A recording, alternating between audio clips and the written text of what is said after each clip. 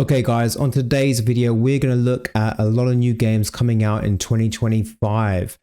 Over the summer, there's been a lot of showcases and events like Gamescom, and there's been a lot of reveals and lots of new trailers. So I've collated 5 trailers that have really intrigued me. I'm going to play the trailer first and then share my thoughts afterwards on the game that was shown. So I've chaptered everything below so you can jump back and forth between the games that you prefer or like. And you can even skip my thoughts as well if you're in a rush. But yeah, starting off with the first one. This thing of ours, it's a brotherhood. Treachery and deceit do not exist among us. Do you wish to commit yourself, your life, to this family?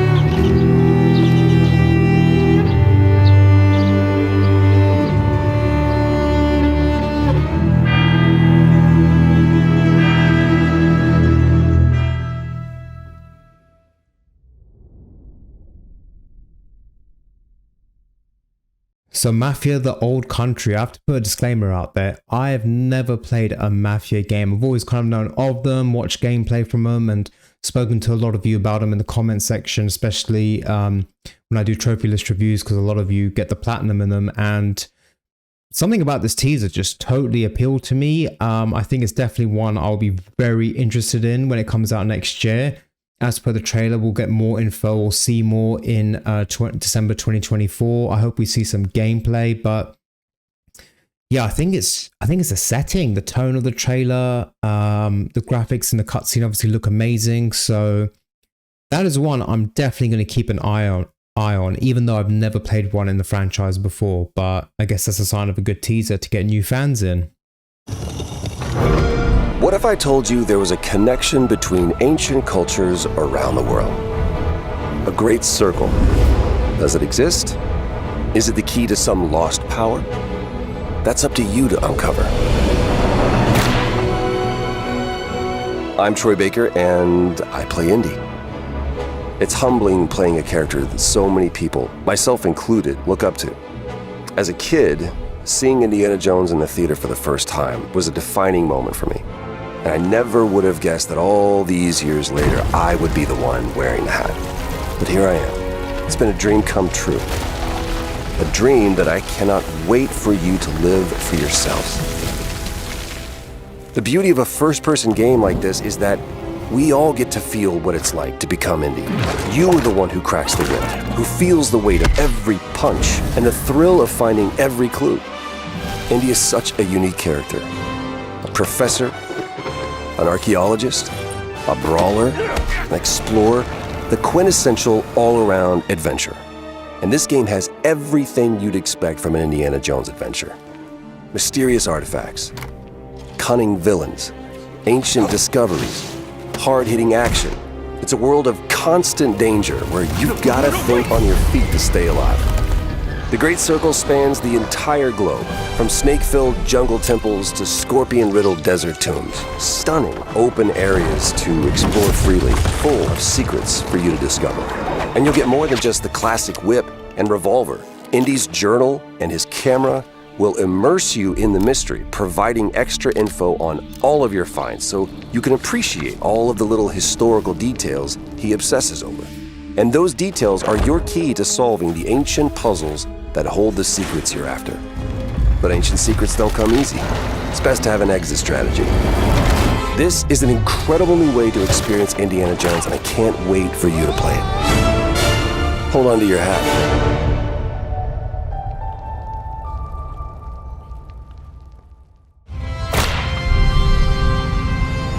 Indiana Jones returns to consoles. If you're someone who is similar age as me, kind of grew up in the early 90s, and Indiana Jones was a big pop culture character. The movies were amazing. I'm intrigued by this one. I have one point about it that I'm just not sure about, but Indiana Jones and the Great Circle is developed by, I believe, Machine Games, who are the developer that made the Wolfenstein games, hence the first person perspective, which we'll get onto in a second. It was originally an Xbox exclusive, and now we've had some great news. So it will be launching on Xbox December this year, which is a great Christmas treat for our Xbox brothers and sisters. And then it will be launching on PlayStation spring next year, which is amazing. It's part of the slew of new Xbox games that are going multi-console. Another great thing about the delayed PS5 release also is that if there's any glitches or issues on day one, all the patches will be released by then. So by the time it comes to spring next year, we should have a perfect version of Indiana Jones on the PlayStation 5. I'm very excited by it. I love the developer that made the Wolfenstein games. I think it looks really good. They've gone for a big star in Troy Baker. I think just the one big point for me is I'm not sure why it's first person perspective. Obviously the developer makes first person games, but when I look at a game like Indiana Jones, the obvious comparables are Uncharted and Tomb Raider games, which are third person. So you get to see yourself kind of climbing around the environment, solving puzzles in third person, combat in third person. I know that the cutscenes, I believe, will be third person orientated, and you'll see Indiana Jones. I think that when you climb, you will also be seeing Indiana Jones, the character. So it will be kind of some third person action will be put in there. But yeah, I'm interested by this. I hope it's not just all melee focused and whip focused. I hope there is some good gunplay. Obviously, you get the revolver, maybe you get some other weapons.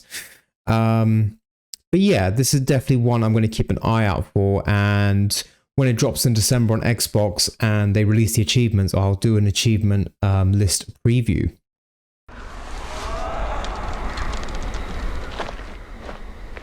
tracks lead this way.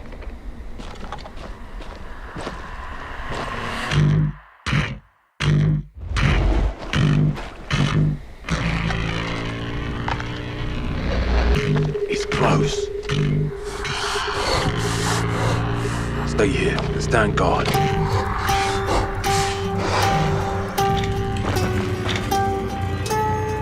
On me.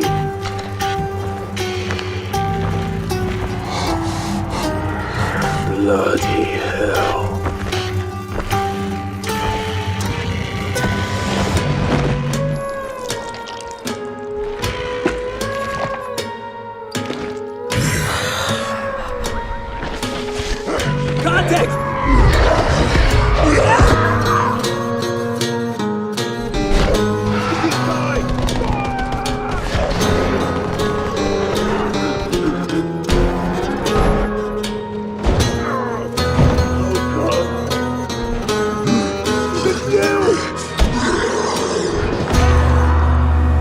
Every man has an animal within.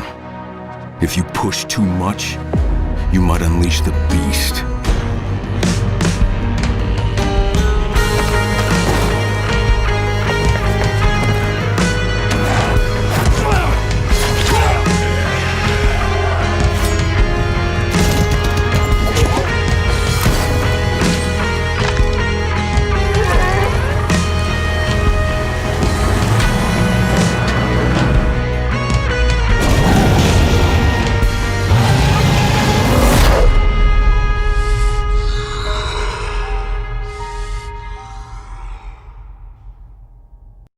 On to Dying Light the Beast. Now, this was originally meant to be a DLC as part of Dying Light 2, but it was leaked online, I believe, last year or this year. So the developer reworked it and decided to make it its standalone game. It's had a big response online because it's the return of the main character from Dying Light 1. So we get to continue his story arc. And personally, I've never been a huge fan of Dying Light. I tried number 1, but I just couldn't get into it. I kind of always had him down as a very parkour and melee focused game. So maybe I'm wrong about that, but this looks like there's kind of heavy gunplay involved. So that's the part that's really appealing to me. I don't think it'll be as big as Dying Light 2 in terms of game length. It'll probably be a shorter one. Graphics look pretty good. And from what I'm hearing online, there might be some kind of theory that the main character in the daytime is human, but at nighttime turns into this beast that's being referenced in the title. So if that's the case, then I think that's a very good twist on it. But yeah, I'm definitely intrigued on this. It's not a guaranteed purchase from me, but I'm definitely going to keep an eye on this. And if it looks as good as that trailer and there's some good gunplay in it, then I'll definitely be up for buying that.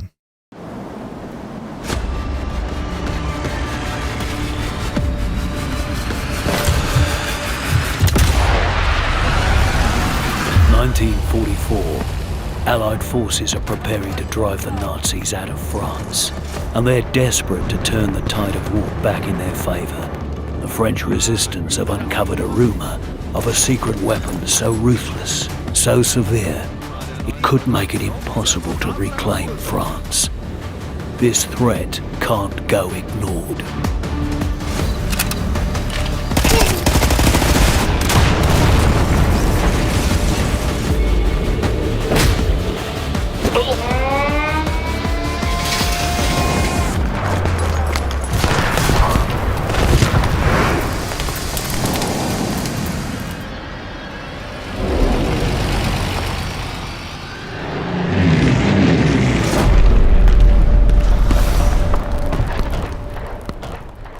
Sniper Elite Resistance out next year. So again, disclaimer, I've never fully played a Sniper Elite game. I did start Sniper Elite 5 and I really enjoyed the about I think 3 or 4 hours that I played of it.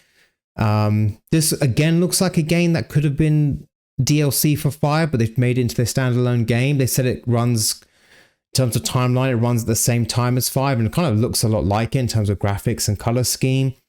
I'm intrigued that they've gone with a new main character instead of sticking to the regular sniper that we've known for many games. But Sniper Elite 5 is a game I really not just want to play, but I also really want to platinum. I'm a big fan of the Hitman series, and that game looks like a more advanced version of the Hitman games. That's not a slight at Hitman. So Sniper Elite Resistance looks like it's going to be more of the same in a good way. And then repackaged with a brand new character.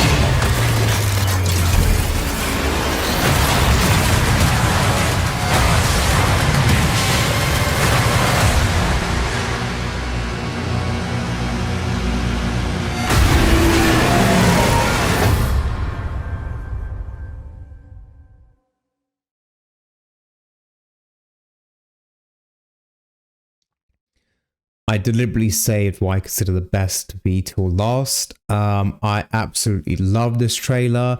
I was taken aback by it. I think I remember hearing some rumors about they're making a new Doom set in the medieval ages, and then those rumors came out, and then very quickly a trailer came out to confirm it. I think Doom the Dark Ages is going to be absolutely outstanding.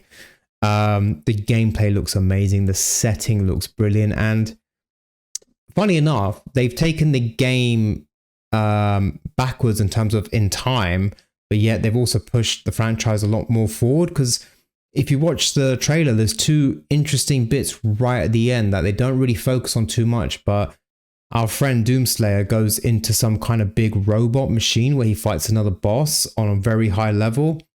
And a second new mechanic that, to my experience of the previous Doom games, I haven't seen, is one where you're flying on a creature around the level. That is very intriguing. I don't know if that will be one small section of a level or if that's available in every single level. I don't know. Maybe there's a kind of contained open world area that you can explore, but the shield with the saw on the edges looks brilliant. I'm loving this, throwing the shield, bringing it back. Kind of giving me the same vibes as obviously Captain America, but in terms of gaming, God of War and Kratos' axe.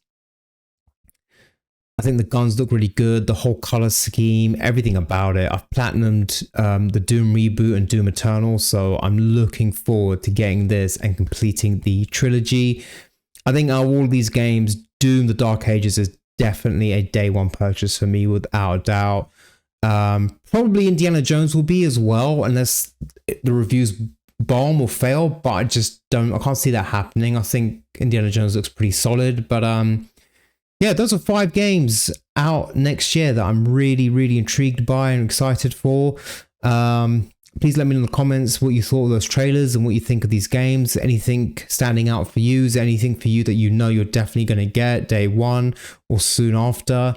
Like I said, for me, it's definitely Doom: The Dark Ages. And yeah, it looks like 2025, I think, is going to be a very big year for us gamers. I think we're going to get some great games coming, some franchises returning with games that we need. So yeah, it's all looking pretty positive for the future of games in 2025. Guys, I hope you enjoyed that video. If you did, please smash the like button. I would really appreciate that. And I'll see you on the next one. Take care.